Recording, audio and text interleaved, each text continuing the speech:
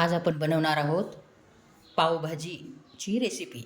तर पावभाजी आपल्याला बनवण्यासाठी आपल्याला लागणार आहे हा फुलकोबी मध्यम, 3 पोटॅटो आणि 2 टोमॅटो आणि 2 कांदे आणि आपल्याला लागणार आहे वाटाणे, हिरवीगार वाटाणे। आता बाजारात भरपूर वाटाणे येत आहेत, तर हिरवीगार वाटाणे आपल्याला लागणार आहेत। हे सर्व साहित्य आपल्याला लागणार आहे, तर हे बारीक चिरून मी घेते आणि स्वच्छ धुवून आपण शिजायला टाकूयात। तर आजची पावभाजी आपण कुकरमध्ये न करता कढईमध्ये करणार आहोत। तर पाहू शकता आपण कशा प्रकारे सोप्या पद्धतीत आणि लवकर होणारी पावभाजी पाहूयात। हे पहा, सर्व भाज्या आपण स्वच्छ धुवून बारीक चिरून घेतलेल्या आहेत। तर आता आपण कढईमध्ये यांना शिजायला घालणार आहोत। हे पहा, आपली कढई तापली आहे।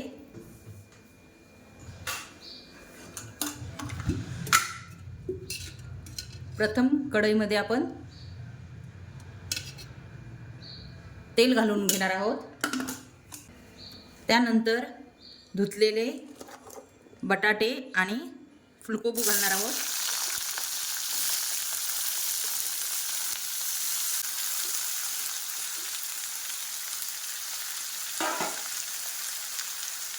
त्यानंतर बारीक चिरलेला कांदा,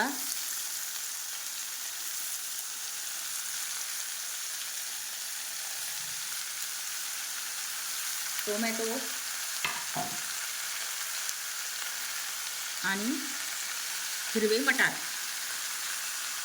हे हिरवे मटार ताजे आहेत।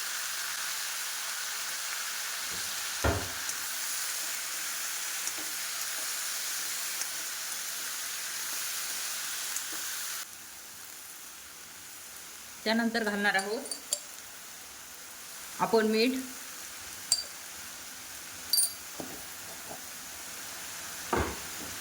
मिठामुळे भाज्या चांगल्या पटकन शिजतील।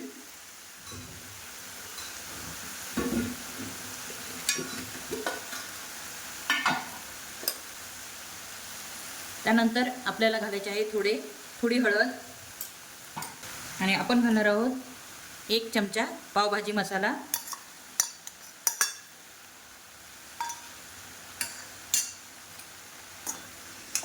आपण ही कुकरमध्ये करणार नाही पावभाजी, ही भाजी आपण कढईमध्येच शिजवून घेणार आहोत।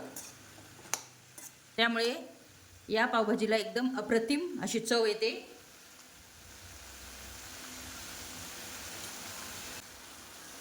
त्यानंतर आपल्याला हे पाणी घालायचे आहे। हे गरम केलेले पाणी आपल्याला या भाजीमध्ये घालून चांगल्या प्रकारे झाकण ठेवून 15 ते 20 मिनिटासाठी मऊ करून घ्यायचे आहे।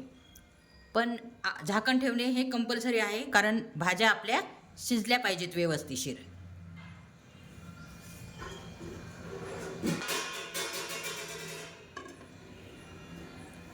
हे पहा, आपण 20 ते 25 मिनिटासाठी भाज्या चांगल्या शिजून घेऊयात। पैकी शिजल्या आहेत। आता आपण त्याला मॅशरच्या साहाय्याने मॅश करून घेऊयात।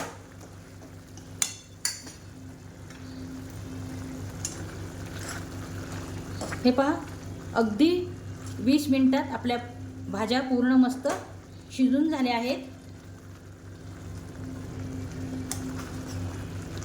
कुकरमध्ये करण्यापेक्षा तुम्ही अशा प्रकारे कढईमध्ये पहा, टेस्ट एकदम भारी येते। अगदी ठेल्यावर मिळते ना त्यासारखी।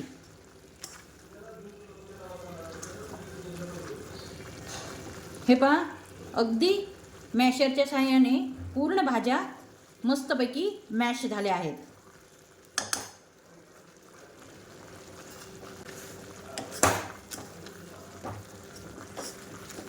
हे पहा,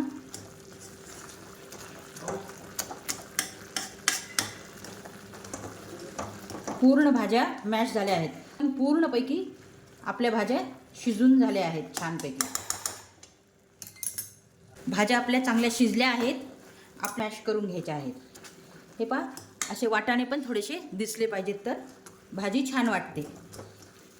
अगदीच पेस्टसारखं ही भाजी नको आहे. हे पहा, आपली भाजी पूर्ण रेडी झाली आहे.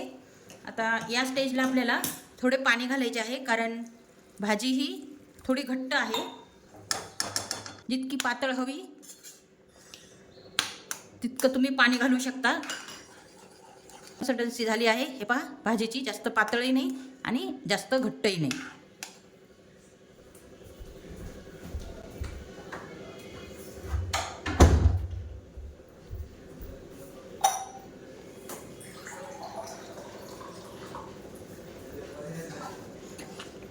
ठेल्यावर जी भाजी बनवतात ती कुकरमध्ये शिजलेली नसते, अशीच शिजवून ते मॅश करतात. त्यामुळे त्या भाजीला अगदी टेस्ट असते. हे पहा, अगदी थोडे मी पाणी घातले आहे, कारण शिजल्यानंतर पुन्हा ती डबल घट्ट होते. आता भाजी ही आपली रेडी झाली आहे. अगदी 20 मिनिटात आपली ही भाजी शिजून रेडी झाली आहे. आता या भाजीला आपल्याला तडका द्यायचा आहे आणि आपला तडका करून घेऊयात. त्यासाठी लागणार आहे आपल्याला तेल. हे पहा,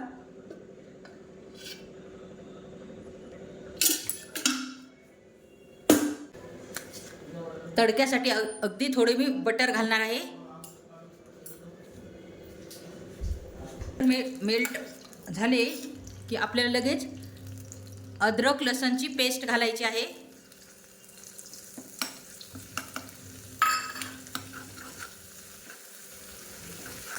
बटरमुळे भाजीला अगदी टेस्ट फार भारी येते.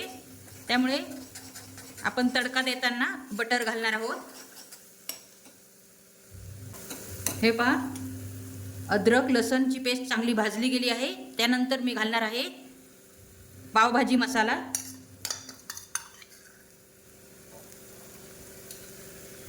हे पहा, 1.5 चमचा मी पावभाजी मसाला घातला आहे. त्यानंतर आपल्याला लागणार आहे हे तिखट. आपल्याला जेवढं तिखट पाहिजे आपण तेवढं तिखट घालणार आहोत. हे पहा,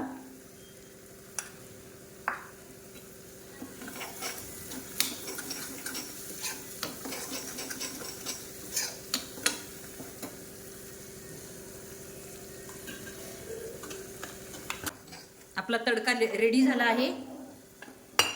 या स्टेजला आपण आपली शिजवलेली भाजी इथे गॅसवर ठेवणार आहोत आणि त्यानंतर हा तडका आपल्याला भाजीमध्ये टाकायचा आहे. हे पहा, त्यानंतर आपल्याला घ्यायचे आहे. हे पहा, तडका टाकल्यानंतर